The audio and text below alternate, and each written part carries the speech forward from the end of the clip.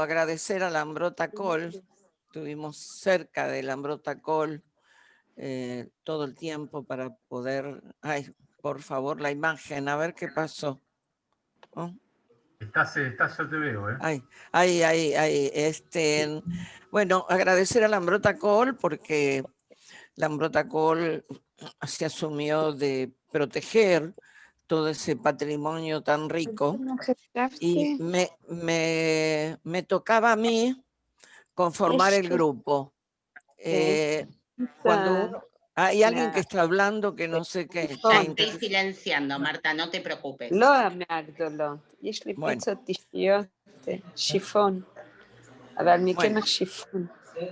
¿Se escucha? ¿Hola? ¿Ahora desde Israel se te escucha, Marta, así que imagínate si se te escucha. Perfecto. Adelante. Volví a prender tu micrófono, Marta, que, a ver. Hola, ¿me escuchan? Ahí está, perfecto, Marta, gracias. Bueno, cuando yo les quiero contar primero por qué hice esta película y por qué elegí el equipo. Yo soy hija de inmigrantes urbanos. En mi casa no se hablaba de la gente, de los judíos del interior. Yo me crié en el 11 y con el tiempo supe sobre los gauchos judíos, pero fundamentalmente tuve noción cuando yo estaba en la Bitso, en la OSRA, y conocí Moisés Villa, y ahí me impacté. Me impacté en una ciudad en el interior del país, en Santa Fe, donde la gente hablaba yiddish, donde estaban las sinagogas, donde estaban las bibliotecas, las escuelas de Morim. Entré a un lugar donde vi los libros que ya estaban un poco deteriorados, que iban a la Genizá, o sea, para ser enterrados de lo que habían traído de Europa. Y hablé con la gente y despertó en mí un interés de pensar que esa gente que había venido perseguida, traída por el barón Hirsch, y que llegó al puerto de Buenos Aires, sí, con un contrato que había, excepto los independientes, los que vinieron en grupo, tuvieron que ir al interior del país, había que poblar la Argentina. Gobernar era poblar. Esos fueron los acuerdos del gobierno argentino y todo lo que se hizo con el grupo de la Jewish Colonization. Tuve oportunidad de viajar a las colonias como una turista. No soy simplemente una turista porque soy periodista y escritora, entonces en mi punto de vista no es solamente pasear, sino es observar, es recaudar información, venir, elaborarlo y qué hago con toda esa emoción. Lo primero que hice y vi que está entre las personas que escuchan fue a Víctor. A Víctor fue así como Moisés Villa fue la primera colonia, Víctor fue la última colonia del barón Hirsch para los judíos refugiados que huían del nazismo. Unos huyeron de las persecuciones de Europa Central y Europa Oriental, por decirlo de alguna manera, para ubicarlo con respecto a Occidente en Europa. Y como yo estaba casada con, desgraciadamente, Zikronale Baja, yo perdí a mi marido, un alemán judío, que de él aprendí realmente lo que era ser judío en Europa del Oeste, no en Europa del Este. Y cuando empecé a indagar entre la situación de los judíos de Europa de un lado y del otro, que desgraciadamente ambos murieron perseguidos, la mayor parte, y asesinados por el otro, cuando tuve acceso a conocer a Víctor, ahí está Carmen Rosenblatt, que sabe muy bien de lo que estoy diciendo, y también, por supuesto, mi querida amiga Graciela. Yo tenía tan incorporada la vida de Víctor, pero la tenía incorporada a través de palabras. Es como todos ustedes escucharon hablar de alguna historia que pasó en algún shtetl, Pero con respecto a mí, yo tenía la vivencia de lo que los alemanes, los yeques, hablaban todo el tiempo de Avigdor, de Avigdor, de Avigdor. Cuando lo vi, porque Manfredo, que es uno de los grandes, de los más antiguos, me llevaron con toda la gente a conocer, y yo me quedé admirada, porque los yeques, que tuvieron que cambiar los breches por la bombacha, que tuvieron que cambiar las botas de cuero por las alpargatas, que tuvieron que cambiar el strudel por la galleta de grasa, que tuvieron que cambiar el té por el mate, que cuando un gaucho les pedía un cigarrillo,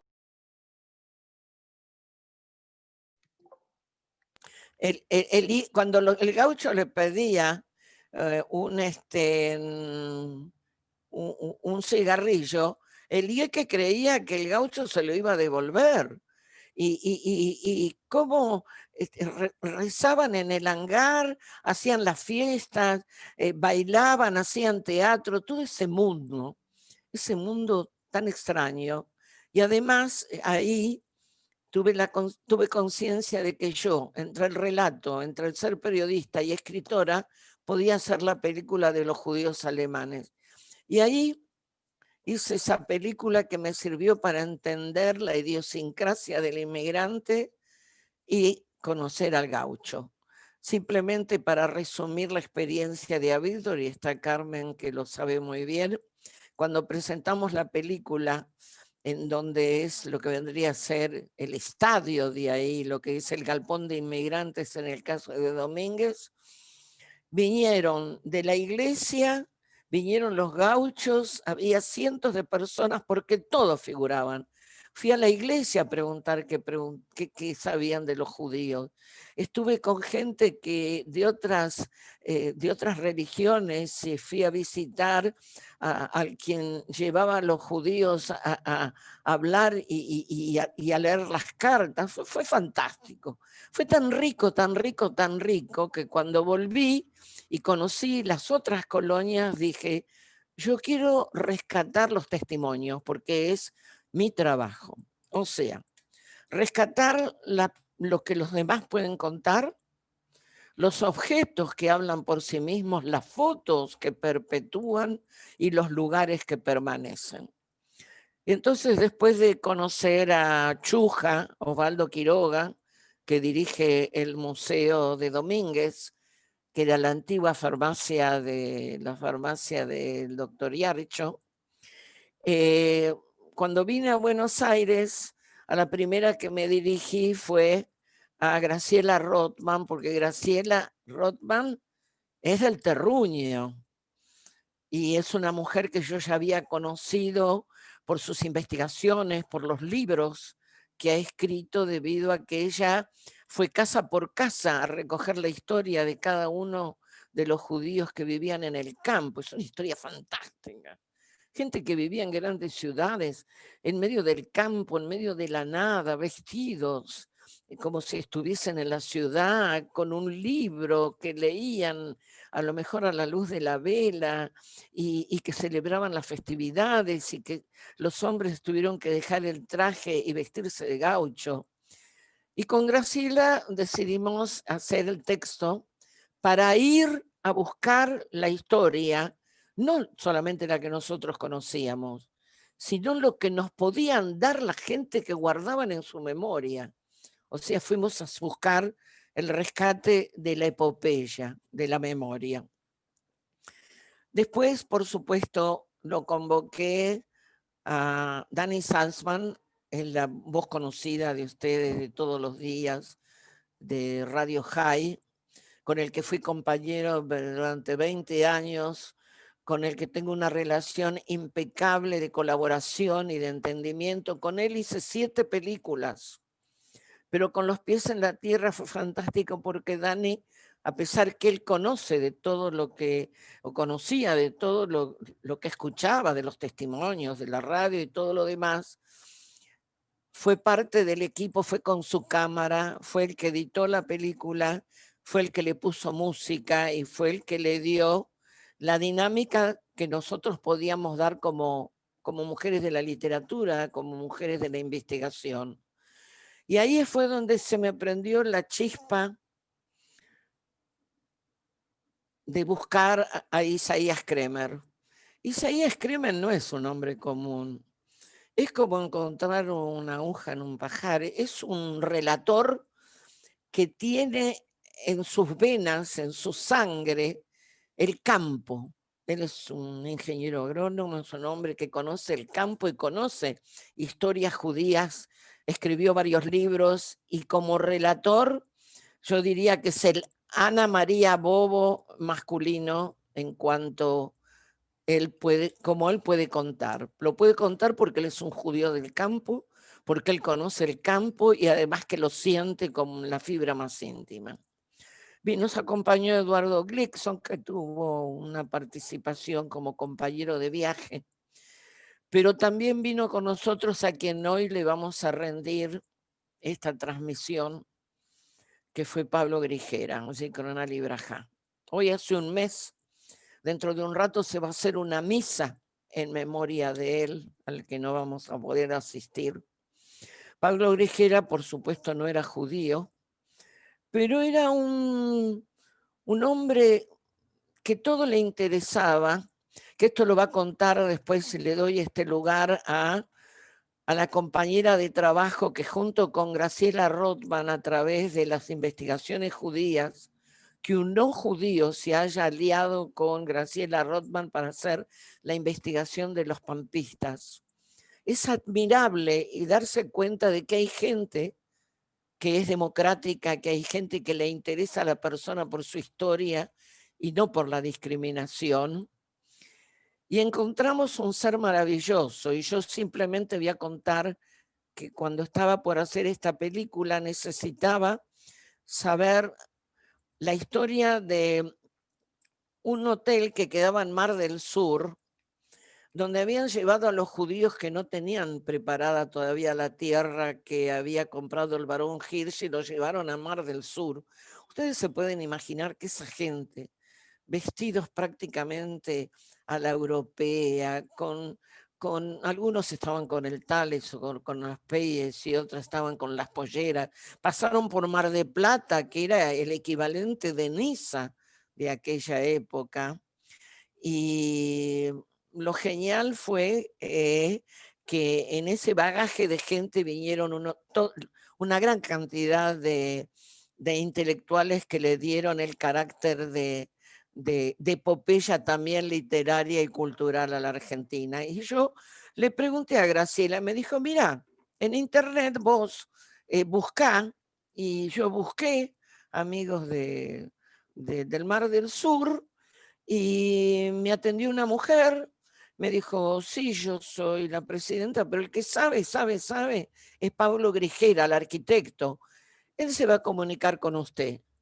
Y a partir de esa comunicación, Pablo pasó a ser parte de nuestra vida, parte del grupo.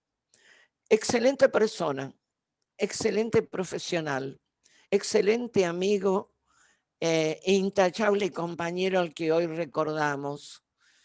Y bien merecido en este mes de su ausencia, que también va a estar presente como todas las almas que vamos a recuperar a través de este trabajo. Si me olvido de alguien, perdón. Nosotros partimos con todo este equipo, este grupo, y llegamos a Domínguez. Y como siempre, ¿quién nos recibe con los brazos abiertos? Un hombre que se llama Chuja, porque Chuja es el nombre de un pájaro. Osvaldo Quiroga, que cuando uno Osvaldo Quiroga cree que es aquel Osvaldo Quiroga. Siempre dispuesto a todo, buen carácter. Abierta las puertas para encontrar a quien sea. Así que entramos con Dani Salzman, con el coche, con el grupo, en distintos, y empezamos a ver lo que había. Pero ¿cuál era la función que nosotros teníamos? Rescatar lo que ya no había, y de lo poco que había, rescatar la historia que hablaba de los que ya no están. O sea, transformamos una serie de ritos que fue escuchar recordar los nombres, saber qué hicieron, cómo vivieron, qué aportaron, qué dejaron, y nos fuimos desde el recuerdo al cementerio. Lo primero que hicimos fue, por supuesto, es el museo. El museo habla por sí mismo. Y en el museo, cuando Osvaldo Quiroga me muestra la camilla donde la madre lo tuvo a él, porque no es que había 150 camillas, hoy que hablamos de una pandemia, estamos hablando de una camilla, y ahí es donde la madre lo tuvo a él, y en esa camilla él dice, aquí nací yo, y aquí nacieron mis hijos. Y estaba la valija del doctor Yarcho, estaba la generosidad de un hombre que al revés de Grijera, que no era judío, se consustación con los judíos, Yarcho salió a enseñar lo que sabía como médico para salvar la vida en medio del campo, no importa si era gaucho, si era judío, si no era judío. El juramento hipocrático era lo más importante, salvar una vida. Y así, entre todas las cosas, los implementos de trabajo, las fotos, la filmadora, porque nosotros estamos hablando de un lugar, para todos los que me escuchan, que no fue solamente un lugar, simplemente una colonia agrícola.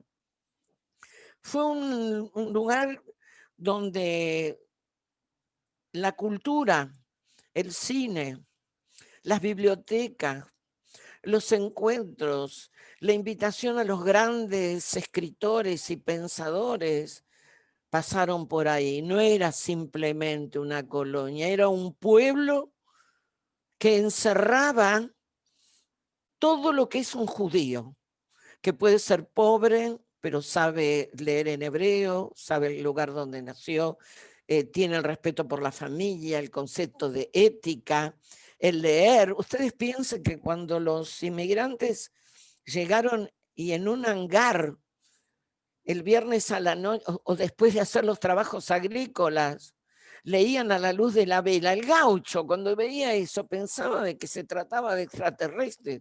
Leen de noche. ¿Cuándo vieron ustedes a un gaucho rezar? ¿Por qué eso? También hubo muchas agresiones, porque cuando llegaron los judíos y por la colonización y por la agrimensión que se hizo de los campos, le cortó el camino el gaucho a campo traviesa era dueño de todo, que mataba la vaca y colgaba el cuero ahí nomás en un poste.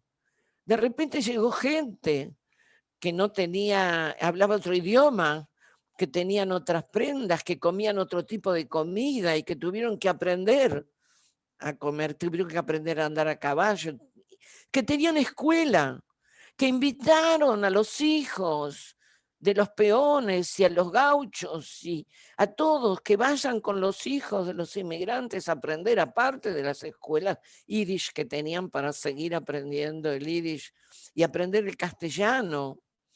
Fue una epopeya única, absolutamente única. Así que nosotros en el museo nos embebimos de historia, de objetos, de cuadros, de mapas, de fotos, y después salimos nosotros al campo.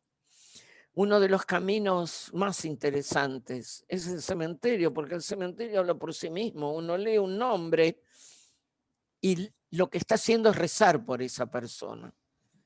Y en el cementerio, ¿qué es lo que vimos? Y vimos la tumba del doctor Yarcho, que lo llevaron en andas desde donde murió, todos, gringos y no gringos, paisanos y no paisanos, gauchos, y lo acompañaron al cementerio judío. Ahí en el cementerio judío me vengo a encontrar con un personaje que adora nuestro querido Danny Salzman, que lo filmamos, que él hace casi 40 años que cuida. ¿Y él qué sabe de las letras hebreas? Pero cuando alguien va a buscar la historia, nos contaba a nosotros, a ver si encuentra la tumba del Zeide, a él le escriben en hebreo el nombre. Y él, con esos dibujos, va poniendo en cada una de las tumbas para delinear si la patita está a la derecha, si es una... y descubre lo que le piden. Y él dice que él los cuida, y es cierto que los cuida, una maravilla. Lo que sí quiero decirles es que los judíos en la convivencia con el gaucho no dejaron de ser judíos. Al contrario, transformaron esto de las guitarras y los salmos en un mismo rezo. Aprendieron las vidalas, aprendieron a bailar, aprendieron a hablar, pero como decía mi querido amigo Bublik, Zikronah Libraja, que escribió tantas cosas interesantes del campo, el poncho y el Talmud fueron las dos representaciones, porque así como el gaucho llevaba el poncho, el judío se ponía el tales, ¿no es cierto?, los días viernes y practicaba su religión. Y cuando yo estuve en Avigdor, quiero contarles, hice la película con un equipo también maravilloso. Recuerdo que cuando nosotros hicimos un Shabbat al aire libre, la gente, los gauchos de alrededor, vinieron a ver cómo era, vinieron a acompañarnos, no vinieron a criticar, vinieron a compartir otra cultura. Yo lo que siento que tanto el museo como la escuela, como el cementerio, como la sinagoga, como la biblioteca, fueron realmente los que guardaron los objetos, más allá de lo que es el cementerio. En un determinado momento llegamos a un lugar que había sido el ingeniero Zájarov, una sinagoga, y cuando abrieron la puerta estaba lleno de heno. Y yo dije, ¿cómo se puede ofender en esos pupitres que había donde la gente leía y rezaba? Y realmente me dijeron, hay gente que no piensa como vos y habían guardado heno adentro, pero como lo que está guarda el alma y el secreto de la gente, fuimos con Alicia Duhovne Ortiz, esa gran escritora, y ella descubrió la que había sido la escuela de su abuelo, y fuimos y ella tocó las paredes que estaban calientes por el sol y sintió que todavía vibraba el alma de su abuelo que enseñaba. En medio de ese campo, de esa desolación, de un cielo abierto después de haber vivido en guetos o haber sido perseguidos, los judíos amaron ese lugar, lo respetaron, aprendieron sus costumbres, pero no dejaron de serlos.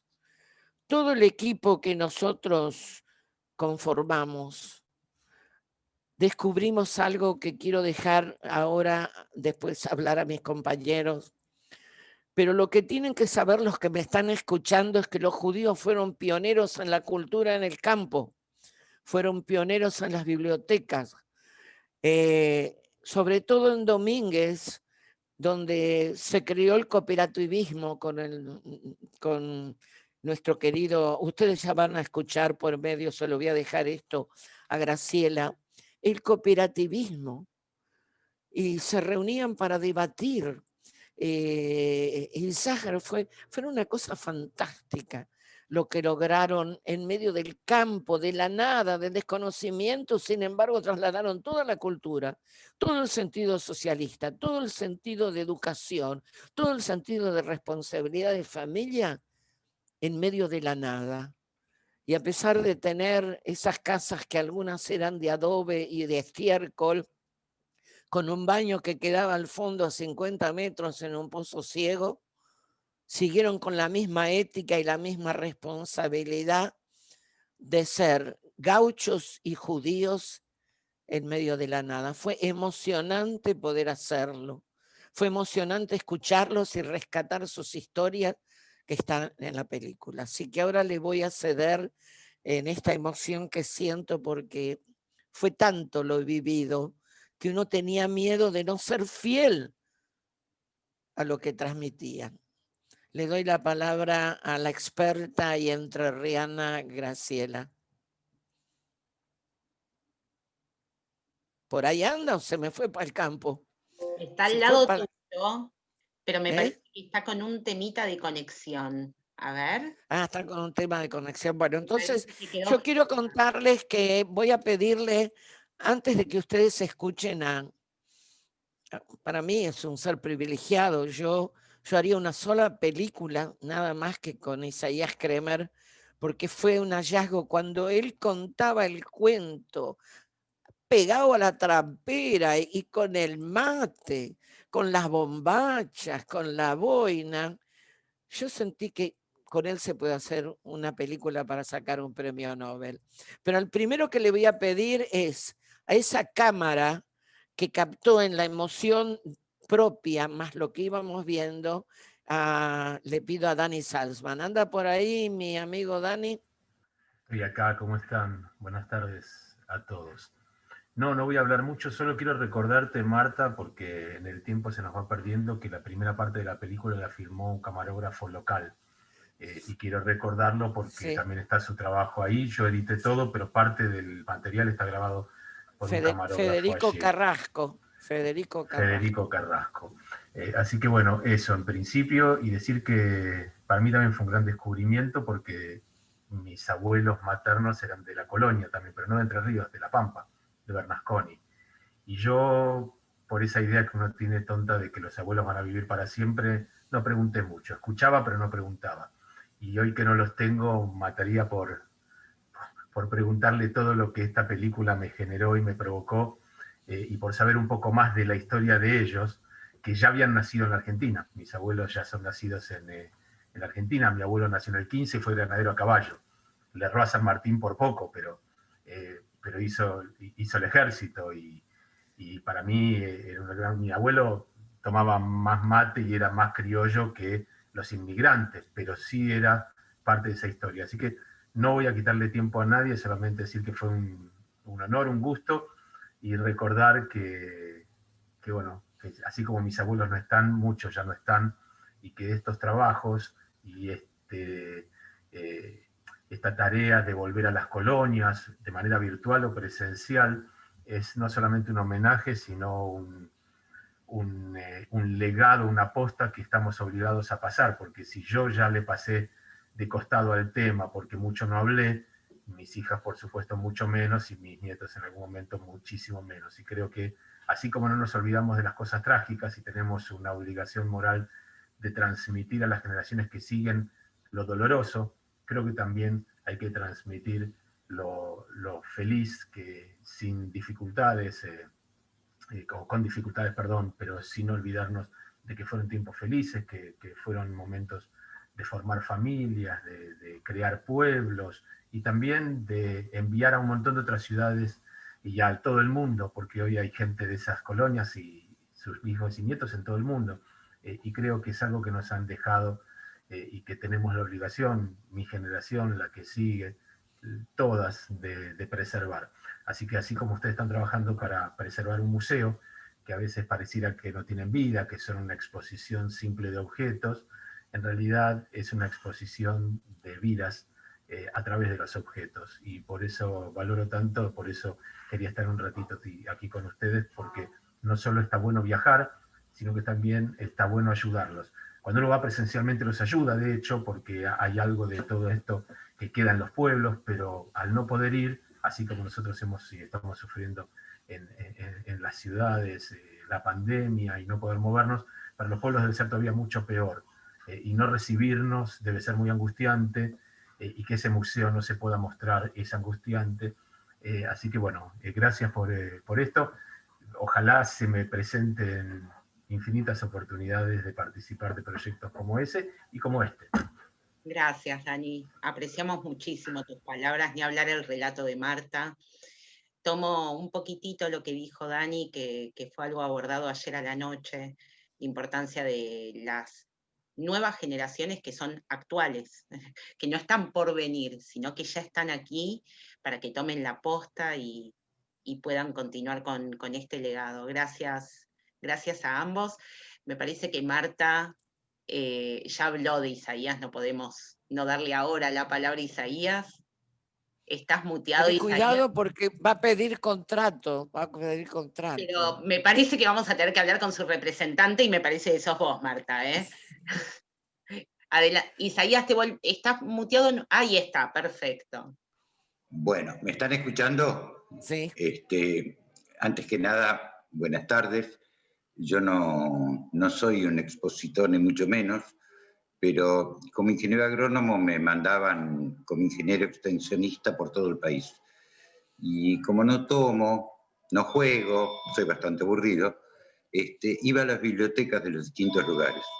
El hecho de hablar hebreo me permitió identificar una serie de cosas, como por ejemplo, cuando fuimos con Marta, te acordarás que leía los epitafios de las tumbas y no podía creer el nivel cultural elevadísimo de alguna gente con citas bíblicas, citas talmúdicas, citas de la Mishnah, en los epitafios escritos en las tumbas.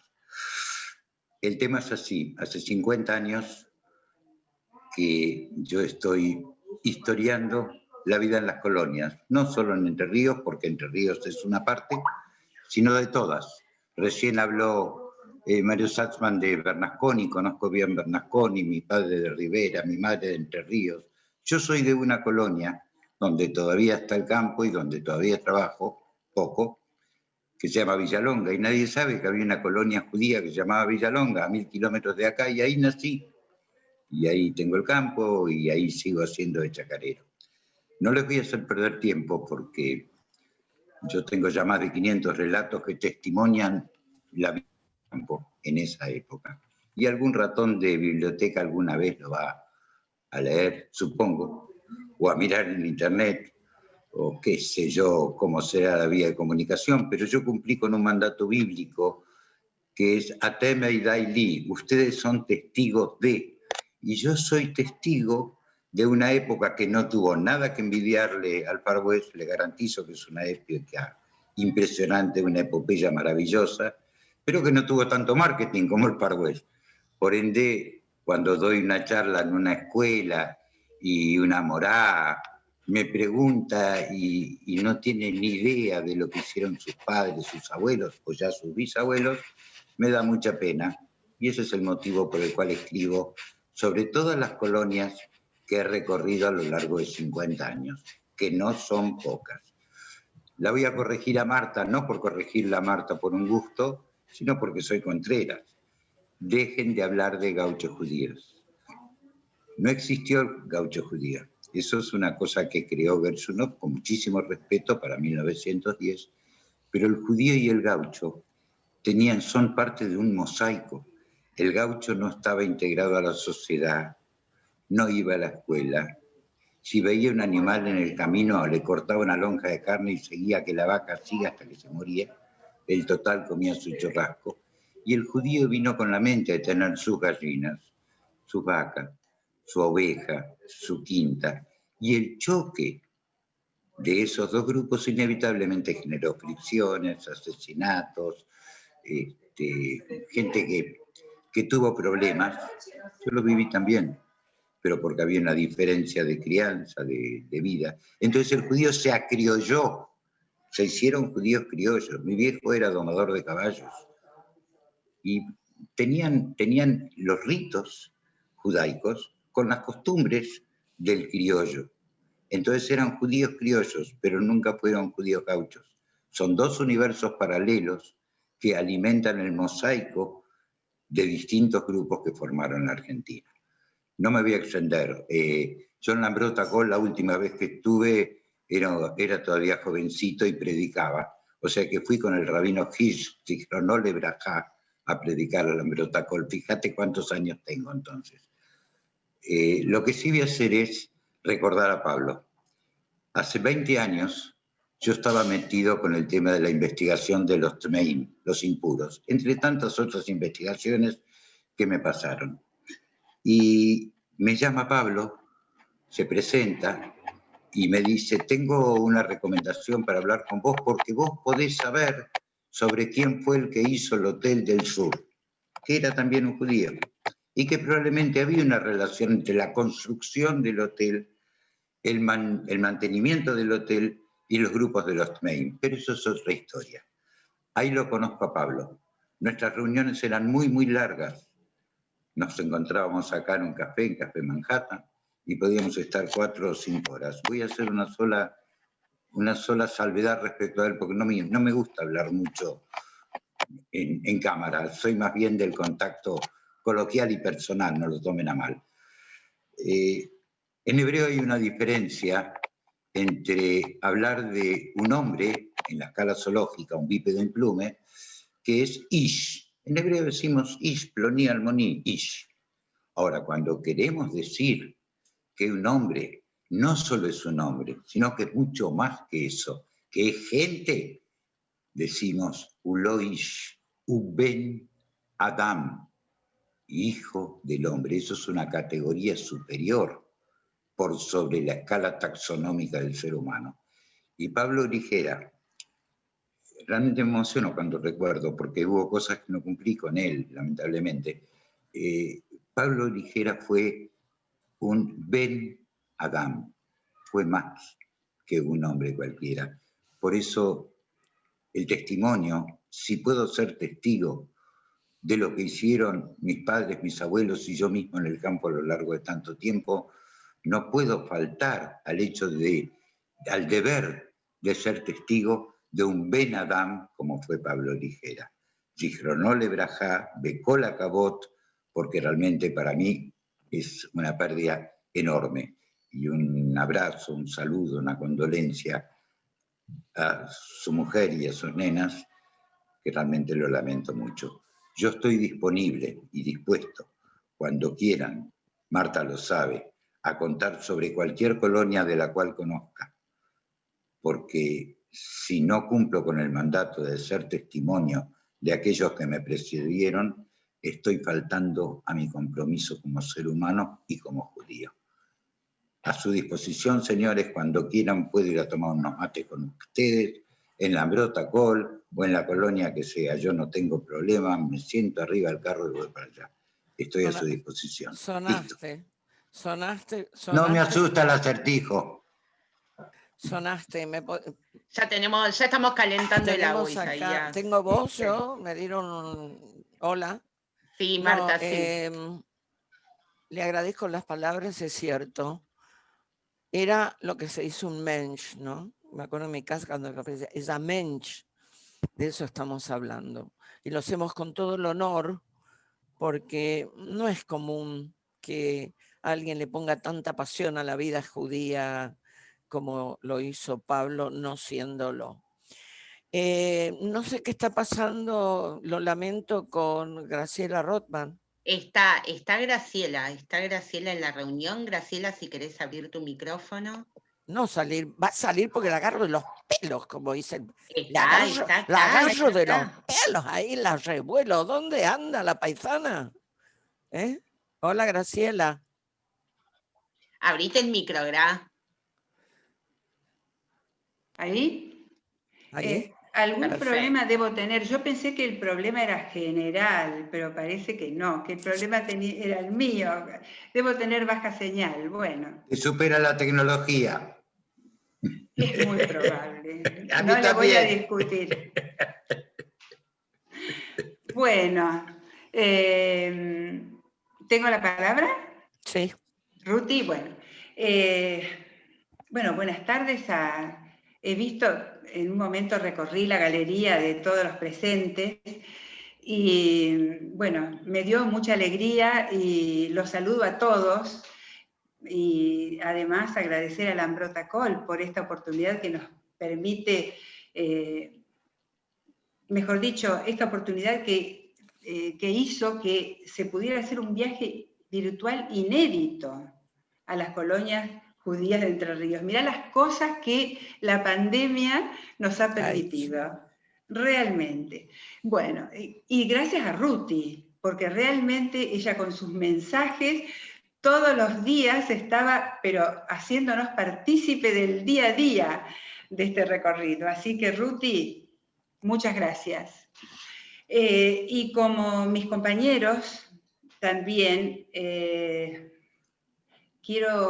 no quiero empezar a hablar del documental antes de hacer un homenaje a mi querido Pablo Grijera, que lo extraño mucho, que justamente hoy, como dijo Marta, se cumplen el primer mes de su partida.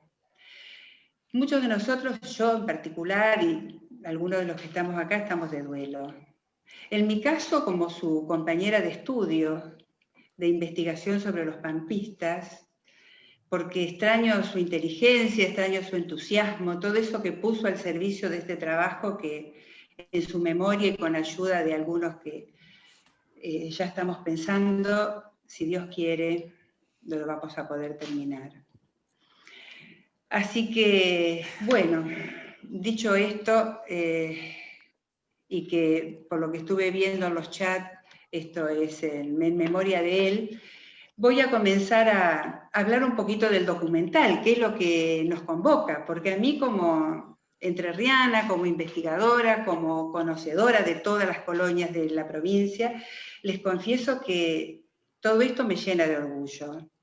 Y en cuanto al documental, Con los pies en la tierra, fue una apuesta fuerte que emprendimos con Marta, que puso su expertise en esto de hacer un documental, y a Dani, que le puso la belleza, la música, que nos soportó en su casa durante 1 año y medio.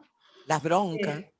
Claro, claro, las peleas, porque eso es bueno, eso es el backstage, eso por suerte no está registrado, que el nombre le ponemos que sí, que no, digamos, mejorar la foto, es un trabajo increíble lo que realmente hizo Dani, así que, bueno, Dani es parte de este pequeño equipo al que se fueron sumando otros, por supuesto. Hay esos colaboradores que tuvimos, bueno, Achuja, Osvaldo Quiroga, que ya Marta lo mencionó, que nos abrió de par en par las puertas del museo y también su generosa memoria, que no es poca cosa. Isaías, que está ahora compartiendo con nosotros este espacio, que con esos relatos memorables, que hoy no te vas a ir, no vamos a cerrar, te pido. Va a contar uno. Esto sin que él nos cuente algo, ¿no? No cerramos la sesión sin él. No, yo pues voy a tratar de ser breve. Me hice un machetito, les confieso, como para... quisiera nombrar algunas personas, y me las anoté, por eso tengo el ojo puesto ahí al lado, para no olvidarme. De algunas me voy a olvidar, pero bueno. Y vuelvo otra vez a Pablo Grijera, que fue quien por primera vez en un audiovisual, en un documental, se puso sobre... digamos, sus aportes permitieron conocer la historia de Mar del Sur. Marta Novidelsky, que también vi que está en la galería, que nos acompañó en alguno de los viajes y que en una parte ella cuenta muy emocionada sobre cuando sus abuelos tuvieron que dejar el imperio ruso para siempre. Eso significaba que desde ese momento se quedaban sin patria.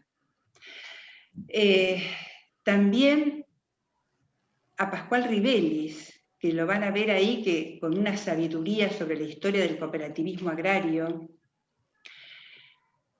También a Fernando Schmuckler, el heredero de una tradicional familia rosera, hijo de colonos y nieto de los primeros inmigrantes. A Marta Ecker y sus inefables strudel, porque para comer un strudel entrerriano verdadero hay que ir a caer en las manos de Marta, no hay otra, con mucho maní y con mucho dulce de membrillo. Lidia Mendelevich, que vi que se fue, tuvo que irse, a Abraham Kreiserman y el grupo de baile de Villa Clara. A Viche Kogan, de Colonia Víctor, que de acuerdo a palabras de Marta, que también es amiga, es un actor de cine, que él cierra el documental. A Benito y Rosa Mendelovich y el centenario de General Campos, que está puesto en el documental. A Bran Sterin y al criollo Ñato La Palma, que son los que ilustran la tapa que con tanta morosidad, Dani le dio fortaleza y lo colocó en la portada.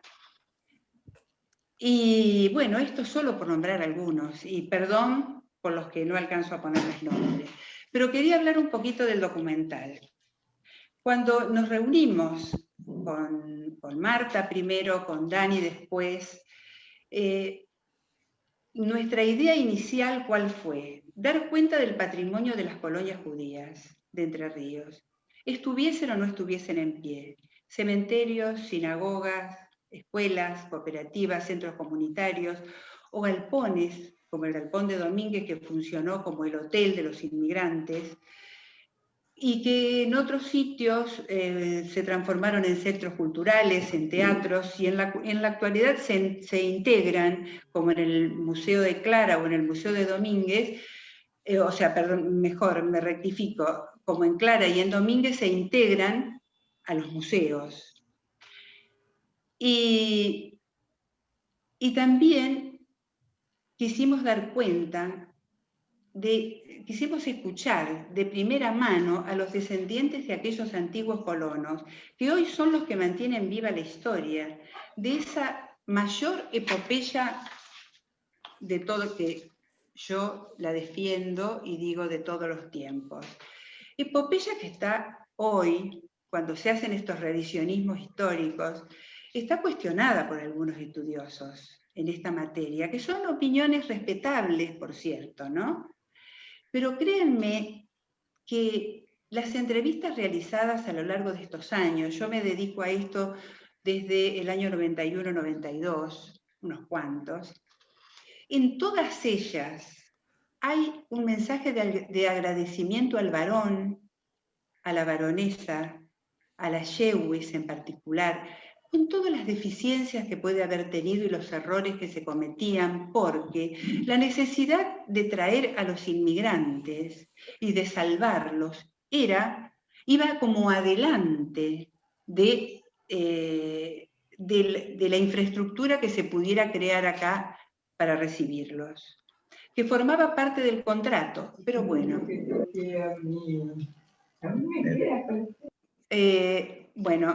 Yo recuerdo una de las entrevistas que se le realizó en su momento a la mamá de Carmen Kogan. Carmen es la actual presidenta de la comunidad judía de Avigdor.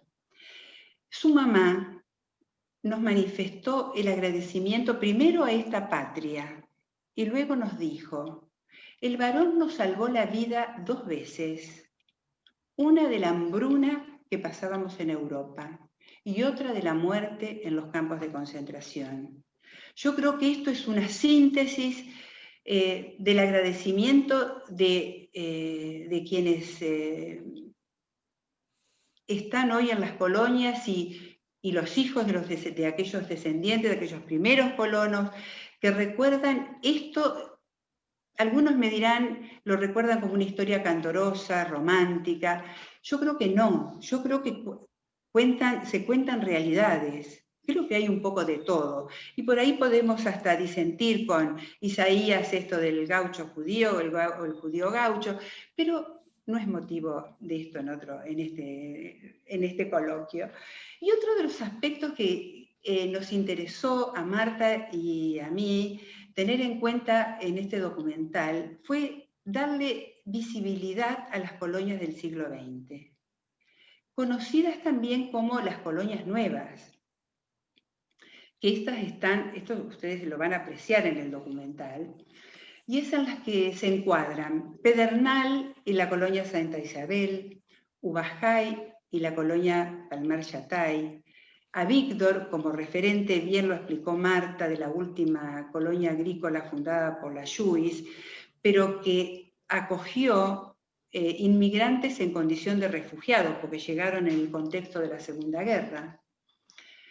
Las colonias de San Salvador y las colonias de López y Berro, General Campos, y las colonias de Curvelo y Walter Moss, que forman parte del documental, pero no forman parte de este recorrido que se hizo en esta instancia, que ya charlaremos con Ruti, como a ver cómo podemos hacer como para que se puedan integrar, porque si bien estas colonias nuevas han creado su propio circuito local, al que le llaman Tierra de Promesa, sería interesante que cobren otro tipo de difusión, así que Lambrot tiene a partir de este momento una nueva responsabilidad. Y por supuesto en el documental están las colonias de Lucienville y la gran colonia Clara, la más grande de las colonias de la Jewish Colonization en nuestro país.